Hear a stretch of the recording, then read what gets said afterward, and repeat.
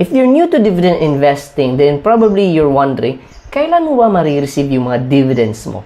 Well, sa video ito, I'm gonna share with you 3 important dates to remember if you want to go into dividend investing. So yeah, let's go!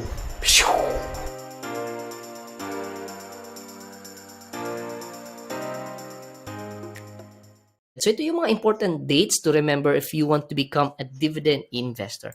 Kasi I've been getting these questions like, when do you invest? When do you receive yung dividends? Can I still receive dividends if I sell after the ex-div date? Do you have to keep investing before ex-dividend date?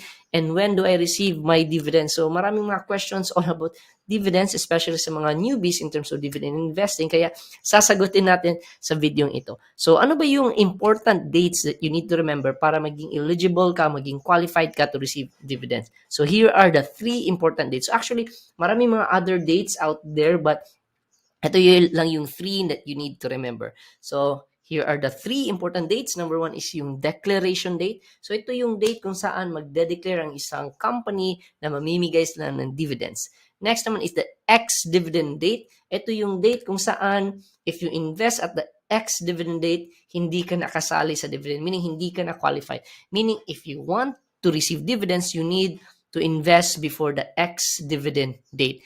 Kasi if I'm not mistaken, it means excluded div date. So excluded ka na. So hindi ka nakasali if you invest at that date. That's why if you want to be eligible, you need to invest before the ex-dividend date. And lastly, very important is yung payment date. Ito yung date kung saan kailan magbibigay, kailan papasok yung dividends ng company dun sa trading account mo to your to your broker or your trading account. So ito yung isa sa pinaka-importanting date talaga. Ito yung time na ma-receive mo na yung dividends. So again, marami pang mga dates doon like record date, tapos ano pa yung mga ibang dates. But ito yung 3 things that you need to remember. So let me show you yung how this really work, how this looks like. So ganito, like example, you go to PSE, edge.pse.com.ph. So this is like the official website of the Philippine Stock Exchange. And then dito mo makikita yung mga details, yung mga official details ng mga company. So let's say for example ito si MREIT, Mega World REIT. And then dito you just go to dividends and rights. So dito mo makikita yung mga important dates that you need to remember. So ito yung ex-dividend date, okay? And then ito yung payment date. In terms naman of declaration date, hindi siya makikita dito, but usually makikita mo siya sa company disclosures. So dito, company disclosures. Kasi ito yung time kung saan nagde-declare sila. So let's say for example, let's look at dito like dividends, declaration of cash dividends. So yung declaration date nila is January 9. January 9 nag-declare ng dividends. When you look at yung dividends and right dito makikita mo na ex-dividend date is January 19. So declaration date usually is declaration date is usually declared way before the ex-dividend date. So here's something that you need to remember this is something that you need to remember. This is something that very important that you need to remember. So let me share tong something important. So as I said kanina, di ba, yung declaration of dividends dito, declaration of cash dividends, January 9 January 9 sa MREIT, sa Mega World. Now, let me show you something very interesting. So, ganito. Ito yung Instagrams, ito yung chart ni MREIT. If you notice dito, January 9, okay. Ito yung January 9, ito yung declaration, di ba, of dividends. So, as you can see, actually nag-spike na siya kagad, but normally para dito, parang wala pa yung movement before the declaration date. So, what you need to do if you're into dividend investing, you need to anticipate kailan ba sila magde-declare ng dividends. Kasi by the time magde-declare na sila ng dividends, usually ang mangyayari, mag-shoot up yan or may movement sa price. So, may movement sa price. So, by January 9, nag-declare sila ng dividends, di ba na-notice mo, like, people are actually buying yung stock. That's why parang nag-increase yung price. Tapos, another thing you need to remember is after the ex-dividend date. Kasi ganito may questions na, can I still receive dividends even if I sell after the ex-dividend date? So, most people, ganito kasi yung thinking nila.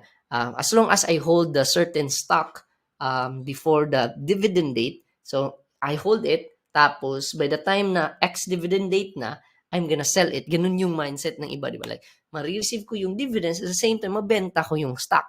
Unfortunately, ito yung mangyayari. If you notice dito sa dividends and rights, yung ex-dividend date niya is January 19. So here's what happens usually at ex-dividend date. Anyone can guess? Magda-down yung value. So as you notice dito, January 19. So parang nag-shoot up siya dito. Tapos pag January 19, which is the dividend, ex-dividend date. So actually hindi ka gaano ka down nga eh. But after that one, it's like it went down further dito. So usually ganun yung mindset. So before the declaration date, if you really want to maximize yung price, then mas maganda if you anticipate kailan sila magde-declare. So you buy at that time para medyo wala pang galaw kasi by the time may declaration na of dividends, mag-shoot up yan usually. Tapos by the time also on the ex-dividend date, usually most people binibenta nila kaagad. That's why magda-down yung price. So if you're in for the long term, then magandang bumili actually after the ex-dividend date. Magandang bumili after the ex-dividend date kasi down yung market. The only problem is that yung dividends na ma-receive mo sa next quarter pa, especially sa mga REITs, sa next time pa na may declaration of dividends. So, ayun nga, something that you need to take note lang kasi again, most people, ganun din kasi yung mindset nila na bibili sila by the time may declaration na of dividends, parang hahabulin nila yung dividends. And then by the time na ex-dividend date, magbibenta sila kaagad para kikita sila ng dividends, kikita pa rin sila sa pagbenta ng stocks nila. But then again, if you're asking me, is this relevant sa akin? As a dividend investor, I don't do dividend trading kasi. Yan kasi yung tinatawag na dividend trading. So, para sa akin, I just continue buying mga dividend stocks that I love. But anyway, yun yung ano tawag no, important thing you need to remember when it comes to dividend dates. And then ganito din, let's answer itong mga questions na ito. So, when to invest to receive dividends? So again, you invest before the ex-dividend date. Can I still receive dividends if I sell after the ex-dividend date? The answer is yes, kasi you're holding the stock. You're holding the stock before the ex-dividend date. So let's say for example, yung ex-dividend date is January 19. So if you're holding the stock January 18, meron kang stock na yun, tapos by January 19, you sell it, or by January 20, you sell it, then yes, you can still receive dividends. So you have to keep investing before ex-dividend date. So again, most people like, kailan ba ako mag-invest? Every ex-dividend date ba ako mag-invest? Depends on you. Let's say for example, once ka lang nag-invest, then you will still continuously receive dividends as long as hindi mo siya ibenta before the ex-dividend date. And then, when do I receive my dividends? Dun sa payout or payment date, you'll receive that. And then, ito I added dito, like, my minimum holding period ba to receive dividends? Walang holding period. So, as long as you buy before the ex-dividend date. So, again, even if wala ka pa nakapag-invest, hindi ka pa nakapag-invest, and you just bought January 18, tapos yung ex-dividend date is January 19, then yes, entitled ka na kaagad sa dividend. So, walang holding period as long as you buy before the ex-dividend date. And then once you hold yung stock na yon, yung dividend stock na yon, this is how it's gonna look like. So, this is like, ito yung payment date, and marireceive mo yung email, and then usually on the day talaga, like ito March 24, 2023, March 24, November 10 talaga, September 9. So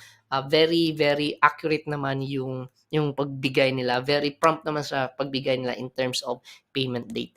And then usually yung dividends mo, papasok yan to your stockbroker account dun sa buying power mo. So yan, ganito. So this is where you'll see your dividends, deposits, and withdrawals dito sa account summary, monthly ledger, but usually dito yan papasok sa actual balance and buying power mo. Tapos yung dividends, you can withdraw it or you can reinvest it. Alright?